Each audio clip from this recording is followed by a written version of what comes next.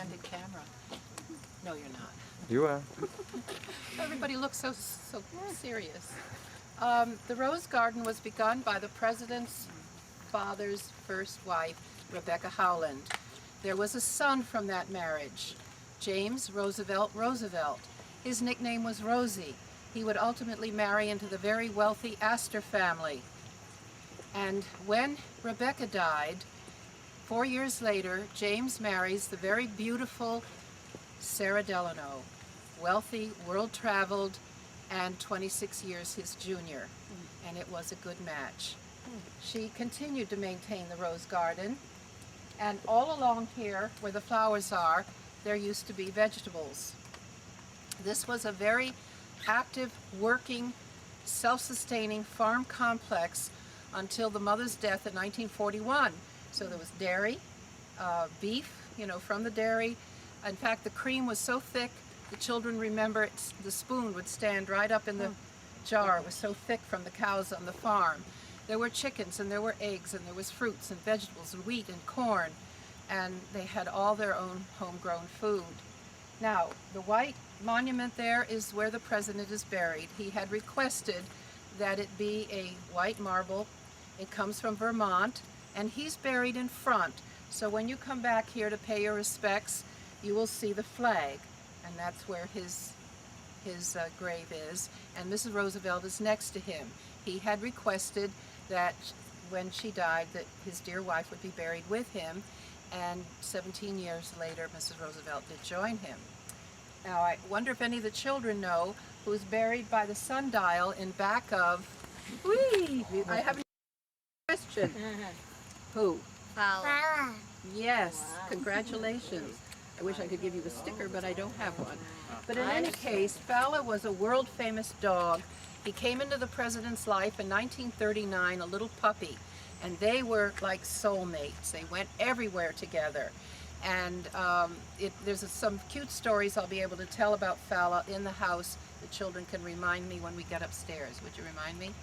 Yeah, I get senior moments every now and then. So I'll remind you if it's a Fala. Pardon? I'll remind you if it's a Fala. Okay, that's great. So next to Fala in the ground is a German Shepherd named Chief, and he belonged to the president's daughter. Now, the president had dogs all his life, but I think everybody who's read the Roosevelt story, that Fala and FDR were like this.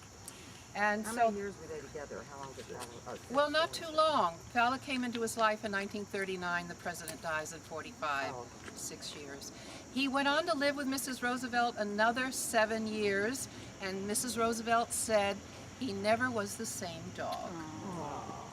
And there were very sad days for Fala, because when Mrs. Roosevelt gets to her home, she has many distinguished guests coming, like Dwight Eisenhower, John F. Kennedy, Adlai Stevenson, Nikita Khrushchev, and they all arrive in limos and sirens, and there's a long road to her house.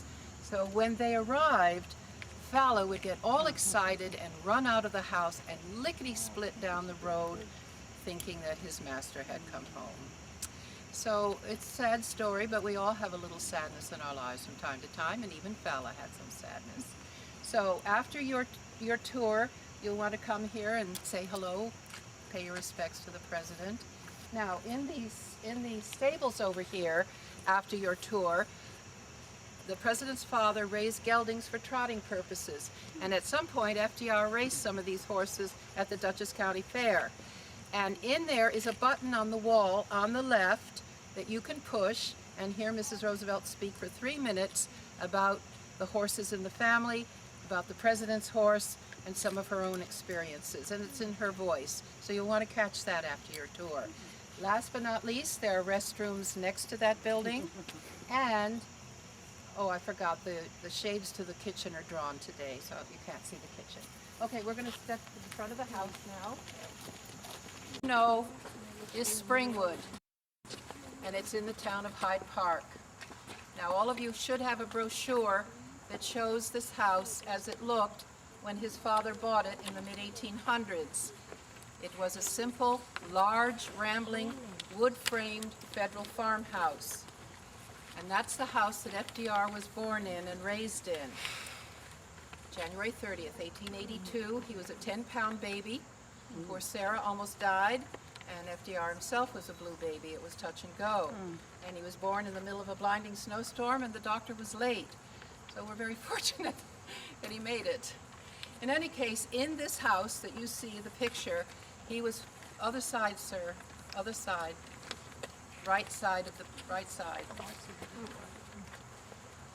14 years he was privately tutored here in French, Italian, German languages. He had servants to play with, he had people outdoors to play with.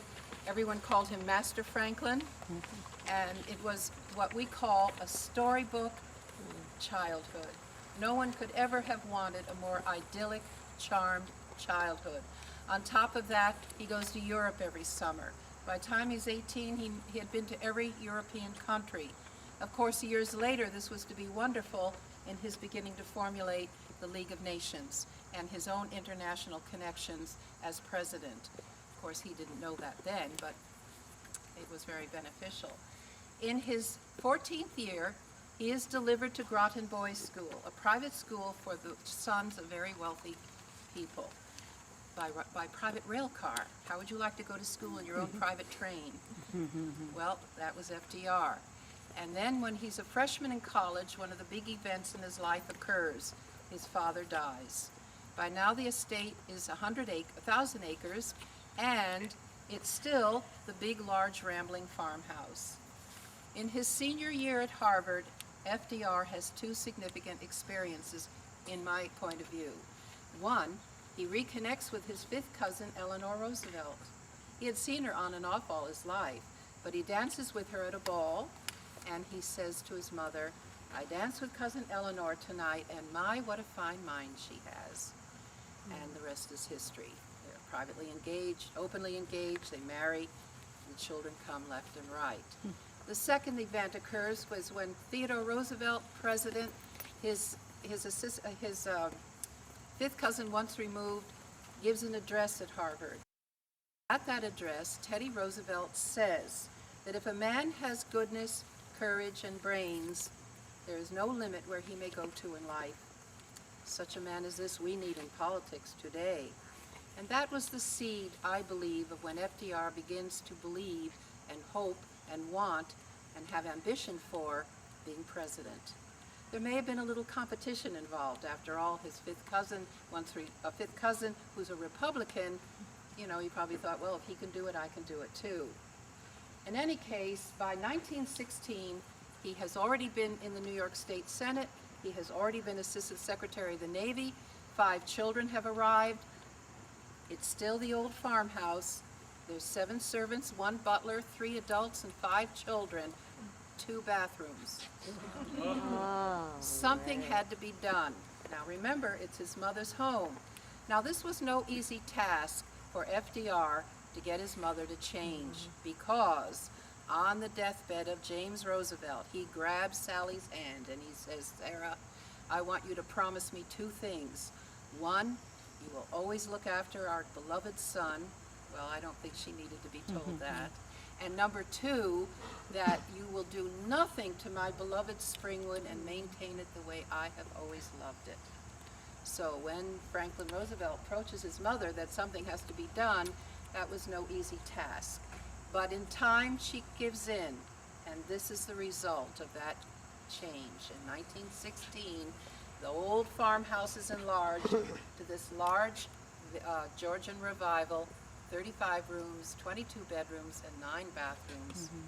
Now, as imposing as it looks, and as imposing as it sounds, you're going to be very surprised when you go inside the little amount of living space for the family. Because up on this top floor, 8 bedrooms for the servants, a shower room, a bathroom, a trunk room, and a sewing room. And downstairs was their big dining room and big kitchen.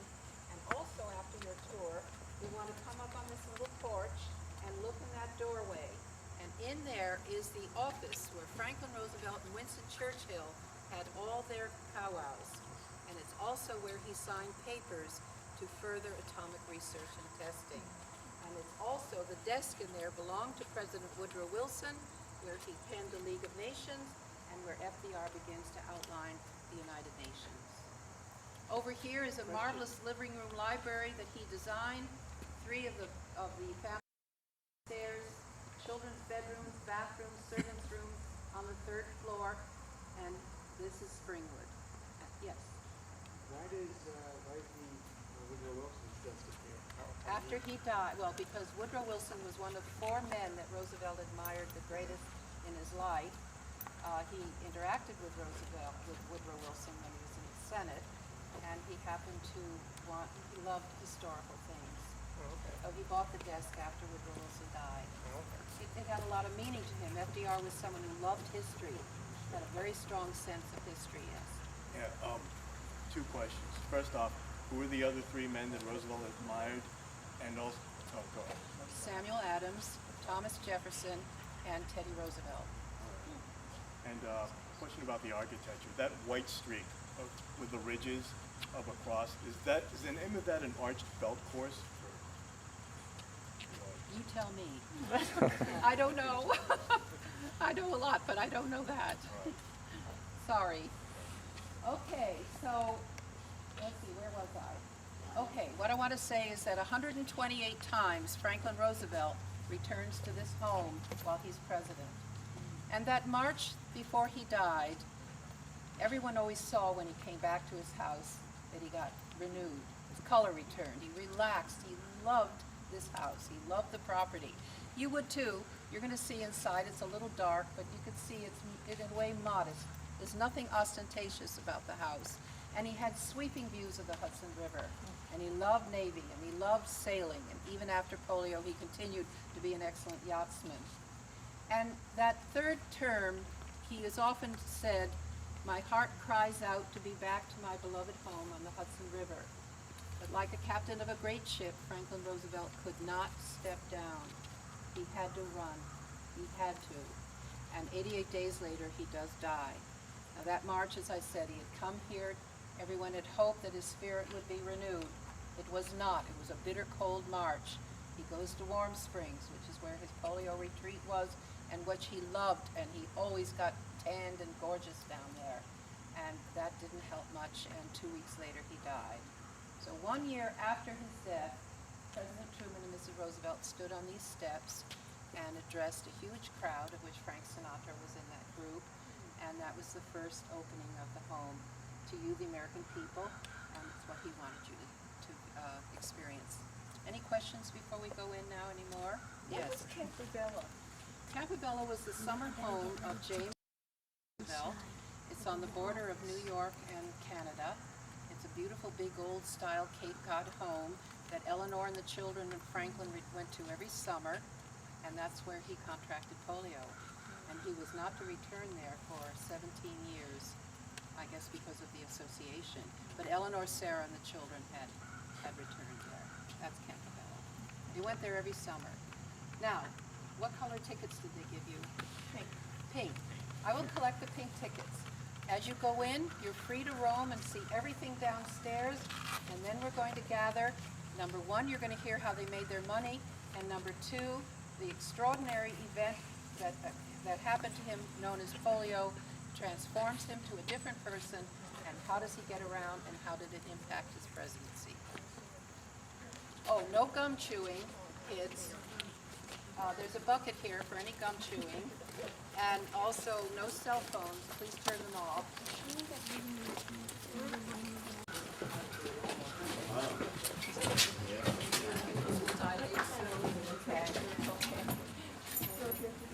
Welcome. Oh, yes. Right now, it's all downstairs. And we'll all gather here in the center hall in about 10 minutes. Yeah. Thank you. Welcome. Welcome to the home of Franklin Roosevelt. Good afternoon and welcome. Welcome to the home of Franklin Roosevelt. I want you to look around at everything, read the placards. We'll gather here in about 10 minutes. That's right. And talk some more. I'm almost out of tape. Correct. Don't touch anything with your hands. Use that tape and save it. No, I'll put in another tape. Yes, it was. Is this? I'm sorry. This is a statue of Franklin D. Roosevelt by Prince Paul something. Sure. 1911, left in place by the late president's daughter, Mrs. James A. Halstead. Correct. I'll tell you the truth. In here, And that's another fading issue, I think. Sometimes overkill. we were at Grant's tomb yesterday, and they didn't want us to take any flash photography inside because of terrorism. They don't want people, but the layout's published in books on the internet. My son's 9 years old. We're going to all the different presidential grave sites, but I talked to the ranger there, and he let us do it. This You know what I'm saying? makes it 9-year-old 12. kid, terrorism. You can take a picture in Grant's tomb, but there's books out there. But you know, at least the ranger was flexible and let us do it, so that was good. But this is pretty dark in here. Look all those books. I want. 70-inch or better. I wonder how. This is probably what I think. Can you get that? I'm trying to. A little dark. Sarah Eleanor Roosevelt. Franklin Roosevelt's mother. Roosevelt thought that the little dog reminded him of an ancestor of his called Murray the Outlaw of Fala Hill. And so therefore he was called Fala in short, and that was how Fala got his name. And they were just inseparable from that point on. He was really a neat dog. I'm going to tell a couple of stories upstairs about Fala in a little bit. But, 6. Whoa. I'm going to talk about that too. You're asking great questions. I want to thank you all for your questions. I haven't had a group in weeks that have asked me so many great questions. All right. What I want to talk about is try to clarify some things of the house. As you can see, Fine schools, beaches. This is how, did they say he pulled him up these ropes? Good I God. wonder if he's in good shape, Can you huh? imagine? He's pulling all that weight up. Well, I guess they said they developed his upper body I strength. bet he did. I'm telling you that 9 months that I was on crutches. Yeah, you developed your. My arms got like rocks because you're pulling yourself. Wow, that's true. And sometimes you would not either.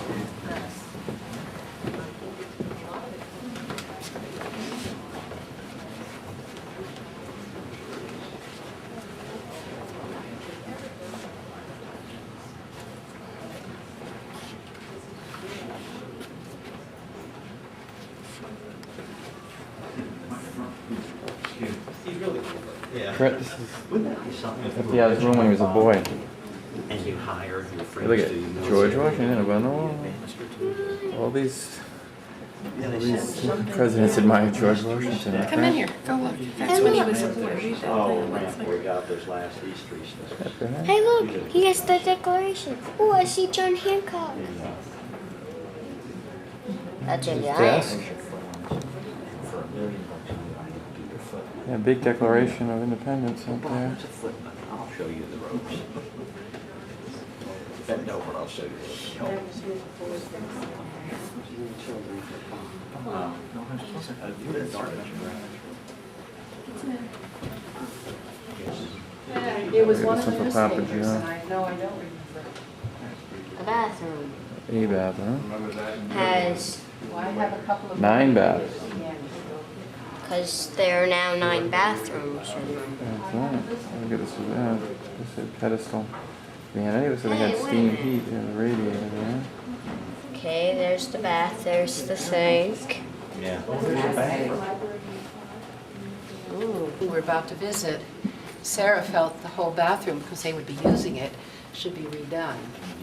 So she connects with a plumber, who comes in and gives her all new appliances. Well, after the visit, she gets a bill, and it was horrible. She knew that the plumber was taking advantage of either their money or the visit of the royals. She refused to pay it, not because she didn't have it, she's sitting on a few million, but it was the principle of the thing. So the plumber, furious, comes and takes everything out, takes it back to his shop. He puts the toilet in the front store window with a sign that read, "The King and Queen of England sat here." And so he probably, in the long run, got his money eventually, just from the publicity. Queen salad. You think this is the same appliances or something different? This is the originals? or This what? would be more the original, Oh. because I know the bathrooms were all renovated when the wing went on in 1918. And that's the largest one, and they all look like that, except they're smaller. They're smaller. Now, it was for the purpose of Eleanor and Franklin to have their own private suite. Now, Sarah is in the bedroom at just the end of this hall. Louis Howe is in this bedroom. That's a family bedroom. What does that leave? 1, 2, only 3 bedrooms in this massive house to have guests. And his political life is soaring. He's president.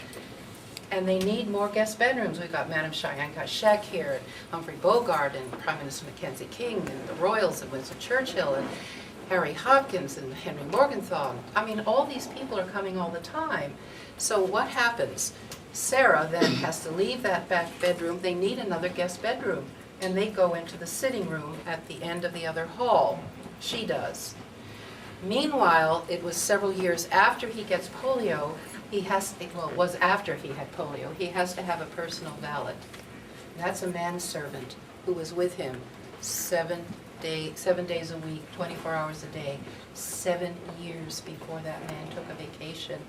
He was forced to because of a nervous breakdown. He loved the president so much and was so devoted to him. In any case, once that occurred and he needed help during the night, this was interrupting the sleep with Eleanor and Franklin in the big bedroom. The little bedroom that some of you will see was a dressing room. So they converted that into a bedroom for Eleanor. And Franklin then takes the bedroom on his own. Beautiful views of the river. And what they would do in the morning, if it's cool, she would come in and light the fire in the fireplace, go get coffee or hot cocoa, and share some time with him in the morning. He would stay in bed until around 10 o'clock. Not to sleep, not because he was lazy, but with all these visiting dignitaries here, he started the precedent of having meetings in his bedroom. And Lyndon Johnson followed that later. First and foremost, he would be comfortable in bed. You can be sure that every day it was a torture to put on those 14 pounds of braces and do all the maneuvering that he had to do, even though he had help. So he could get a lot of work done in the morning in bed. The phone by the bed was his contact to the White House. He would read tons of newspapers, sign papers, make his calls, and deal with the people that were here. And I think they probably enjoyed it too. And then around 10, he'd get going. And that was his format in the White House also. So keep that in mind when you look at the wing back there. Originally it was to be theirs alone. But because of his life and popularity and tons of visitors here all the time, they had to squeeze the whole family down there. I know a lot of people poke fun and say, oh, poor Eleanor, she's sleeping next to her mother-in-law and whatever. It wasn't as bad as it all seems. Not the wife and the kids weren't too happy about it. Not bad. That was political advisor. Pardon? Who was he and why was he there? Louis Howe was a newspaper. Reading, they rearranged the house and they put up all this furniture in another room over there, which now has nothing basically in it. Because he wanted because FDR wanted all this stuff back to look like. This is the bed he was born in. Said there were 2 chairs. We saw the other. 2 here and 3 at the White House. Yeah. So just a This is kitchen just chair that they rigged, and they put a little thing down there for his There's no pedestal for his armrest. foot. No, that's what you get around. And look at those original clothes back there. I wonder if those were Next his door, clothes. I think it says it's Wish I had a closet. Eleanor's All right, so this is the clock. I could use that closet space. This is room. his. Another one of So the where was Eleanor? No. I say goodbye. There's a picture of a dog. It's not Hey, Fala, look, but look at there's this. a telephone. There's a picture of another Wake dog. him up in the middle of the night. Correct. What? Next to the mirror, there's a picture of another dog. No, it's not a Scotty, so it's a different dog. Yeah, he had 11 dogs and all. Aha! And I know 2 of them.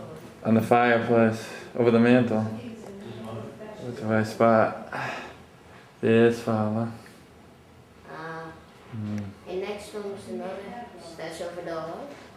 Yeah, Let's that's a go dog. into the other room. 1 second, yeah, hold on. Let's get this bed. Look at that robe. See that robe that's on Yeah. the... And notice the phone next to the bed to wake him up in the middle of the night. 2 Oh, o'clock in the morning. Ah! wow. So he used to communicate. There's a political cartoon in his bedroom, which he collected political cartoons with. The so- capital I know Hill this is dark. leadership returns from the big city. Correct, move your head out of it. Eleanor Roosevelt's bedroom. She's, well, doing better than she was at the time. She has a day bed, it appears. There's Desk area. photos above her bed. So these are... Not many books, as much as her uncle, I believe it was, Teddy Roosevelt, who was Pictures FDR's there. 5th cousin and also the 26th president who we saw his grave yesterday and home. Alright, this is right outside the later bedroom of Sarah Roosevelt, FDR's mother. We're looking at the view from the window in the hallway out front. We can see the front entranceway of the house. It told me that Yeah. over there's the president's grave. Right, and back is where the garden section is, where the grave is, And which we'll also be getting out there later. 100 years from now, men are going to fall on their knees and give thanks to God that Franklin Delano Roosevelt was in the White House. His single hand, more than any single man, created that great coalition, the United Nations. It was his inspired leadership that led free men around the world to fight. Give me a minute. You think it would be a problem if I sat down on the front step? No, no, well, no. There's nobody gonna be tripping on you, so no. Yeah.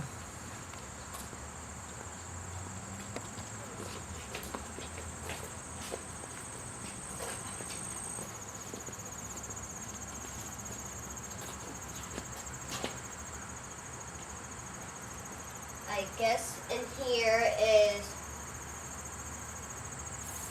It's a little dark, but we'll try. What's in there? We should walk along the back. Can we see the river view along the back, or what's says this? press. I can. Oh, Oh, press recording button. out of order.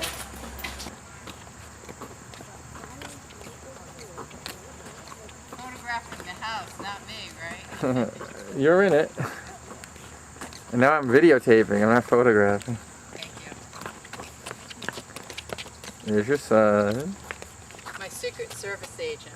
Yeah, he's got the little badge. So does Olivia. I have 2 Secret Service. Well, I think we learned a lot, from about FDR No, today. I'm not carrying another thing. You're supposed to be carrying that camera. I'm in the picture. Carry the camera. I'm So we in get the the. picture. Correct. There will be no picture unless you carry the camera. That's not a toy. Right, we're walking. Correct. Don't. In the picture. You're on tape, so let's pretend you're a decent young American patriot. Not a whiny, cranky kid who's going on these vacations, all right? Because I'm recording now, so this is for the whole world to see. I'm We're walking through to the garden area where the President and Mrs. Roosevelt are buried, along with Fala, of course. Don't you get to go in there? No. Well, No, you don't. I can get a shot close See, as the one with possible. the flag is FDR. Oh. The one with the flag beside him, the clump of grass, is FDR, and after that is his wife. Let us go around this way. Olivia, come this way. Well, let her do her thing. She's looking for Fala. I know where Fala is. You'll tell her in a second. Give you a try. Of course, Olivia's most interested in Fala. So Lynn and Olivia are walking that way. Where is Fala? See those plants right there? The shrubs? In between there and the sundial. Like halfway? I'm not sure. You sure the dog's not right under the sundial? You sure the dog's not right under the sundial? Olivia, come here. You just Go around. don't yell. No. Don't yell. Don't yell. Here I am trying to show some respect. Don't yell, don't yell. Some of the views of the grounds. Know that I've smacked the kids a few times so they won't yell.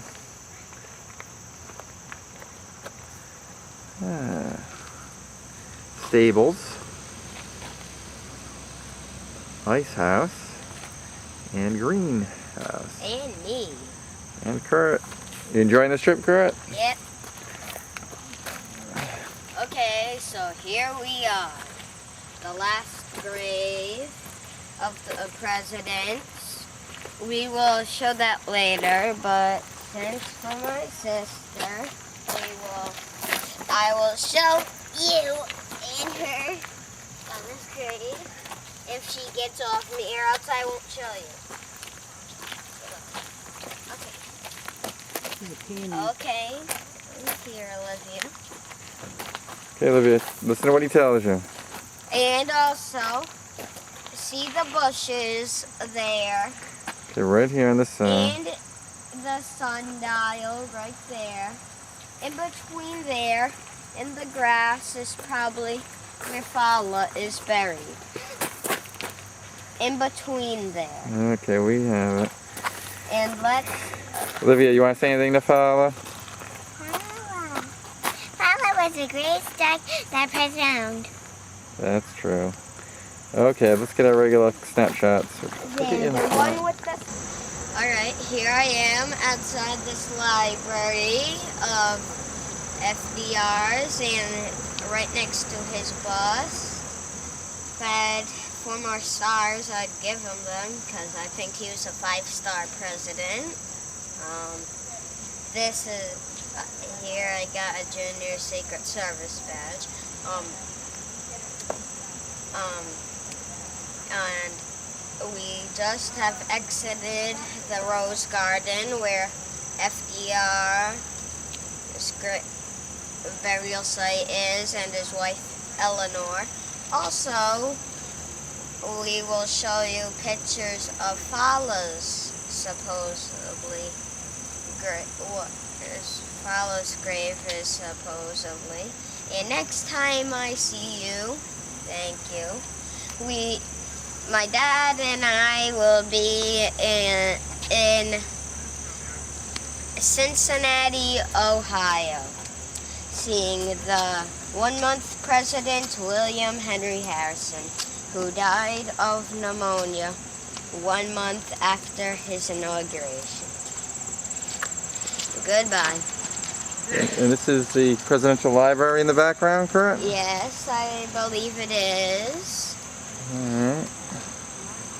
And we will A museum, go actually. We just got out of the house before. So right outside the Welcome Center at the FDR Library and Home Site is this life-size bronze sculpture of FDR and Eleanor. And we were told earlier today that this was a famous photograph that has been used many times back when they were alive and since of the president and his wife. It was a pleasant image, and Kurt's brushing off the seat. Kurt, maybe don't sit down, Kurt. Just stand right next. You're not going to get all wet. Stand right next to the president. There you go. That's good. And even today, this image is one you're likely to see in a newspaper or magazine if the article is about the Roosevelts. So, yeah, there was no one creator or sculptor on this project. It was done by multiple people, so there's not one sculptor for this project. And Kurt's doing his duty by whisking off a little bit of the water. It was a little rainy, but now it's turned into a pretty good day. And this is, The pages would be soaked of his books if this were real. alright. Won't be happy. Alright, let's go see if we can find your sister or mother.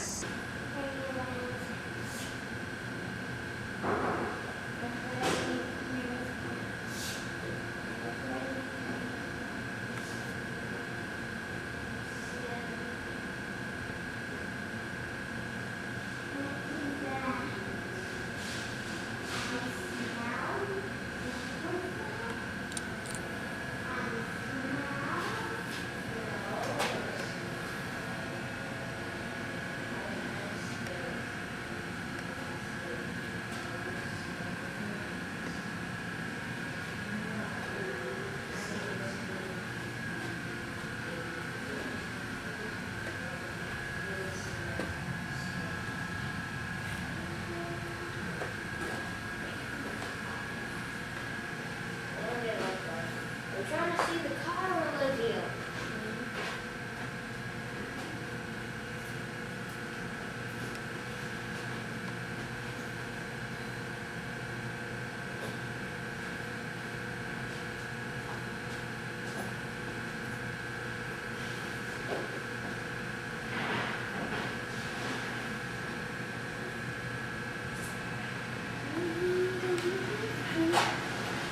This is FDR's 1936 Ford Phaeton. Olivia's excited about it because Why is Lily excited? in the passenger seat is where the one and only Murray, the Outlaw of Fala Hill, also known as Fala, sat. Oh, right there's a nice big blow up of a photo of FDR with Fala. Fala! And of course, that makes Olivia very happy. And of course, the Dion family is so proud of the dignity we have when Olivia is acting like Fala in the museum. It's a nice touch. That's the best Fala imitation we've seen today. Best imitation. Fala imitation I've seen ever. Maybe.